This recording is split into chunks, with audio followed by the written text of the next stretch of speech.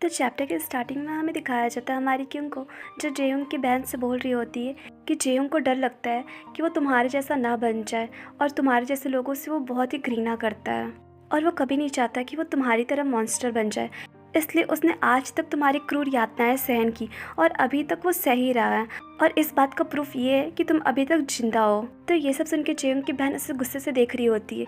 तो क्यों बोलती कि जैसा कि मैं तुम्हें देख पा रही हूँ, तुम गिरी हुई लड़की हो और इसलिए तुम चाहती हो कि तुम्हारा भाई भी तुम्हारे लेवल में आ जाए और वो भी तुम्हारे जैसा गिर जाए, इसलिए तुम इतना डेस्परेट हो अपने जैसा बनाने के लिए। तो उसकी बहन बोलती कि तुम इतना जो बकवास कर रही हो, मुझे उससे निपटना अच्छे से आता है और मैं तुम्हें रियलिटी में लाने का कोशिश की थी, इसलिए सच बताने का ट्राई कर रही थी, लेकिन ऐसा लगता है कि तुम बहुत ही दयनीय हो और तुम कुछ भी नहीं सुनना चाहती हो, इसलिए मैं नहीं बताऊंगी अब। और तुम्हें देख के ऐसा लग रहा है तुम मानसिक रोगी हो जिसे अब कुछ भी समझ नहीं आ रहा है। और इधर दिखाया जाता है जेयोंग को जो ये सब बातें सुन रहा होता है और धीरे धीरे उसको गुस्सा आने लगता है। और इधर उसकी बहन बोल रही होती है, ओ शिट, तुमसे बात करके तो मैं अपना टाइम वेस्ट कर दी। और वैसे आगे कुछ बोल ही रही होती तभी वहाँ देखती जेयोंग रूम में आ गया है जो कि बोलता है कि बस लीजिए। तभी उसकी बहन का नज़र उसके हाथ में बंदूक पर पड़ता है जिसको देख के वो शॉक्ड हो जाती है और सोचती है कि ये बंदूक इसे कहाँ से मिला आखिर, और क्या ये पागल हो चुका है। तभी वहाँ पे बटलर आ जाता है जो अपनी मिस को बचाने के लिए आगे आता है और बोलता है कि जेयोंग, क्या तुम पागल हो गए हो, प्लीज़ इसे छोड़ दो और जाने दो हमें। तो जेयोंग बोलता है कि मेरी नज़रों से अब भी दूर हटो। तो बटलर उसे जल्दी से लेके वहाँ से भाग जाता है।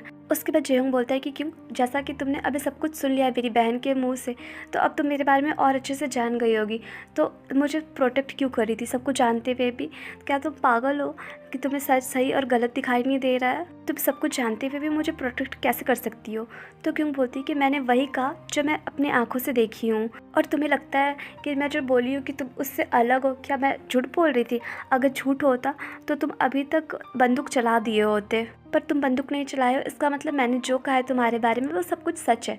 उसके बाद बोलती कि मैंने तुमसे पहले ही कहा है कि मैं उतनी स्मार्ट नहीं हूँ, लेकिन जब भी फाइटिंग का बात आता है तो मेरा नज़र तेज है, उसमें मैं देख पाती हूँ कि कौन आदमी किस इच्छा से किसको मारने के लिए आगे आ रहा है, और मैं तुम दोनों का सब कुछ देख चुकी हूँ अच्छे से, इसलिए मुझे सब कुछ पता है। उसके बाद बोलती है कि बाय द वे जेयोंग, मुझे लगता है कि तुम्हारी बहन समाज के लिए एक बहुत बड़ी मुसीबत है, लेकिन उसके बजाय तुम एक बहुत ही ईमानदार इंसान हो और वो भी तुम दृढ़ निश्चय इंसान हो, इसलिए मुझे लगता है कि ना ही तुम्हें कोई तोड़ सकता है और ना ही तुम किसी के आगे झुक सकते हो, मतलब गलत चीज़ में।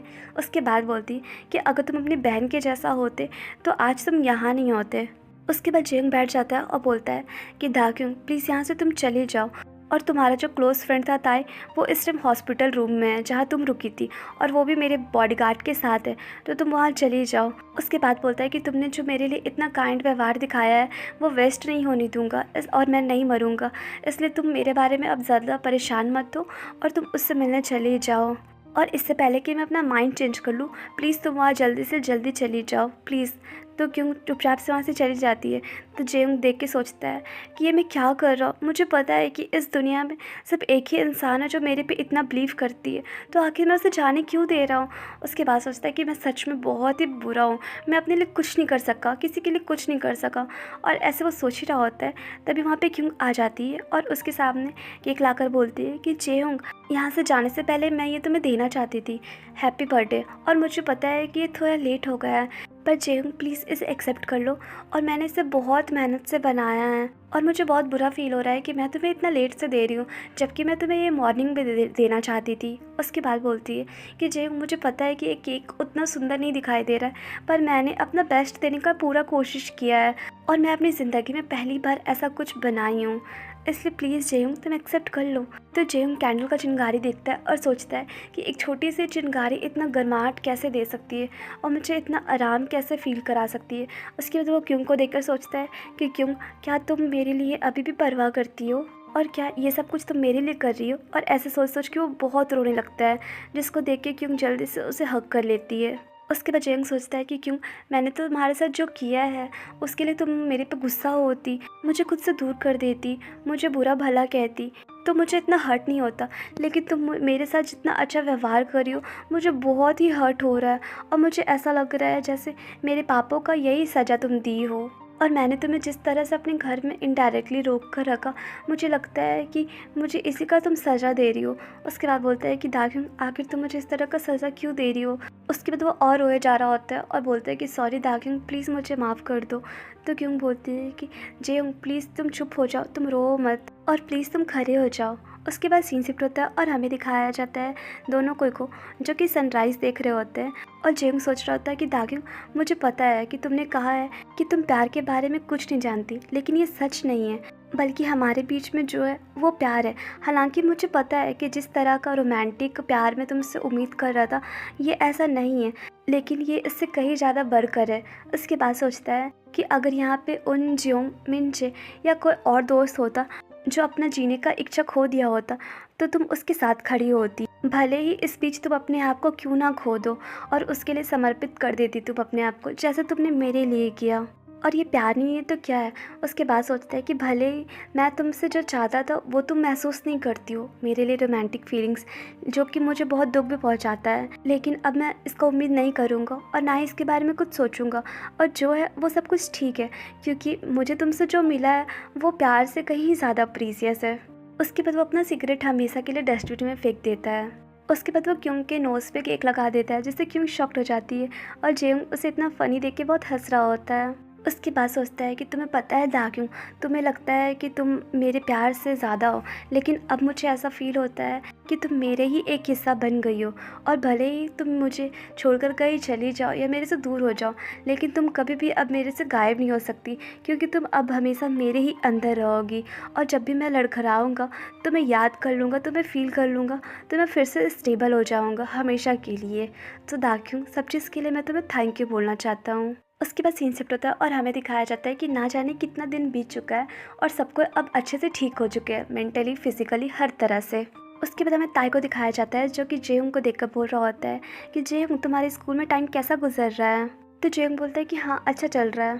तो ताई बोलता है कि वैसे तुम्हें मॉर्निंग में इतना अच्छा देखकर मुझे अच्छा फील हो रहा है। उसके बाद दोनों को पास्ट का फ्लैशबैक याद आता है, जब ताई से मिलने क्यों और जेयोंग आया था, तो ताई दोनों को देख के बहुत गुस्सा किया था और बोल रहा था कि मुझे तो लगा था कि तुम लोग दोनों एक दूसरे को बर्बाद कर दोगे, लेकिन तुम लोग दोनों एक दूसरे का हाथ पकड़ के बाहर निकलने में सफल हो पाए, तो ये देख के मुझे अच्छा लगा। तो ये याद करके ताई बोलता है कि नहीं नहीं, तुम अब कुछ भी मत सोचो, क्योंकि जो था वो अब पास्ट हो गया है, अब पास्ट के बारे में हम लोग को नहीं सोचना चाहिए। उसके बाद बोलता है कि तुमने जब मुझे फ़ोन दिया है उसके लिए तुम्हें बहुत थैंक यू, मैं इसका अच्छा उपयोग करूँगा। उसके बाद बोलता है कि वैसे जेयोंग, तुम्हारे हाथ में ये बैग क्या है, क्योंकि जब मैं तुम्हें सुबह देखा था तो तुम्हारे हाथ में ऐसा कोई भी बैग नहीं था। तो जेयोंग बोलता है कि ये बैग मुझे किम मिंजे ने दिया है और उसने कहा है कि दाग्युंग को दे दे। वैसे इस टाइम वो कहाँ है। तो ताई बताता है कि वो इस टाइम तैयार हो रही है।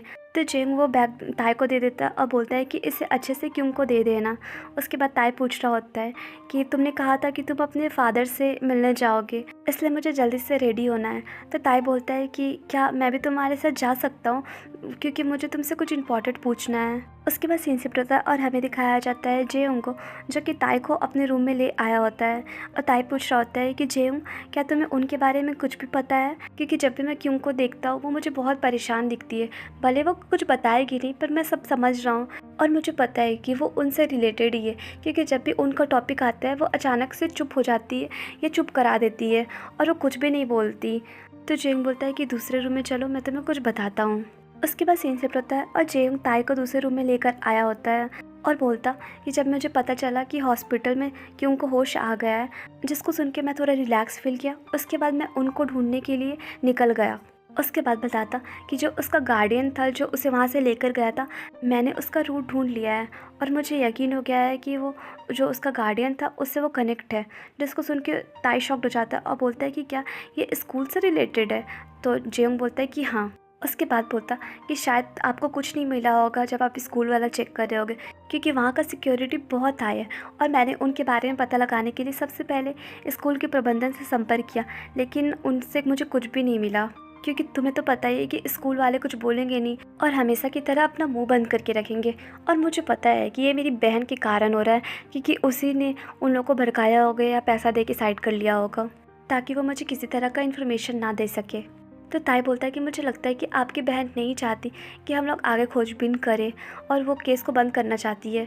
तो जेयोंग बोलता है कि मुझे भी ऐसा ही लगता है, लेकिन मुझे लगता है कि उनके साइड से भी ऐसा ही कुछ है और उनके साइड से भी लोग नहीं चाहते कि कोई भी जानकारी लीक हो। उसके बाद जेयोंग थर्ड पार्टी वेबसाइट खोलता है और बोलता है कि मुझे पता है कि ये नॉर्मल मुझे नहीं मिलने वाला था, इसलिए मैंने इलीगली तरह से ढूंढने का कोशिश किया। जिनको सुन के ताई बोलता है कि इलीगल, इसका मतलब ये स्कूल इंटरनेट का दूसरा सर्वर है, वैसे तुम्हें ये कहाँ से मिला? तो जेयोंग बोलता है कि मैंने इसे नहीं ढूंढा, बल्कि मैंने किसी से ये ढूंढवाया है और इससे तुम स्कूल में जितने भी एडमिशन लिए हुए छात्र हैं सबके बारे में जानकारी अच्छे से इकट्ठा कर सकते हो, सारा जानकारी मिल जाएगा। उसके बाद बताता कि स्टार्टिंग में जब क्यों हमारे स्कूल आई थी तो मुझे उस पर बहुत संदेह हो रहा था, इसलिए मैंने इस वेबसाइट का उपयोग किया ताकि मुझे अंदरूनी जानकारी मिल सके। जिसको देख के ताई बहुत हैरान होता है। उसके बाद वो उनका नाम टाइप करता है तो देखता है कि कोई भी रिकॉर्ड नहीं है उनके नाम का। तो जेयोंग बोलता है कि स्टार्टिंग में उसका नाम था यहाँ पे, लेकिन जैसे ही उसके साथ कुछ घटना घटा उसके बाद किसी ने जानबूझकर उसका सारा डेटा को डिलीट कर दिया है और मुझे ऐसा लगता है कि कोई ऐसा है जो उनका सारा सच्चाई छुपाने का कोशिश कर रहा है और वो ये छुपाने का कोशिश कर रहा है कि उन नाम का लड़का कभी स्कूल में पढ़ता भी नहीं था और इसलिए उन लोगों ने उनसे रिलेटेड सारी चीज़ों को इरेज कर दिया। और जब मैं उनके बारे में सर्च करने के लिए आया तो मुझे कुछ मिला नहीं, तो मुझे ऐसा लगा कि उनका डेट हो चुका है, क्योंकि अगर कोई स्कूल छोड़कर जाता है या फिर कोई दुर्घटना में मर जाता है तभी स्कूल से उसका सारा रिकॉर्ड हटाया जाता है। उसके बाद बोलता है कि मुझे समझ नहीं आता कि कोई स्कूल किसी को इतना सीक्रेट कैसे रख सकता है कि उसके बारे में एक भी जानकारी नहीं है। तो गाइस ये चैप्टर यहीं पे एंड हुआ और आप लोग मुझे कमेंट करके ज़रूर बताइएगा कि आपके अकॉर्डिंग आगे क्या हो सकता है और प्लीज़ चैनल को लाइक शेयर एंड सब्सक्राइब कीजिए। Bye bye.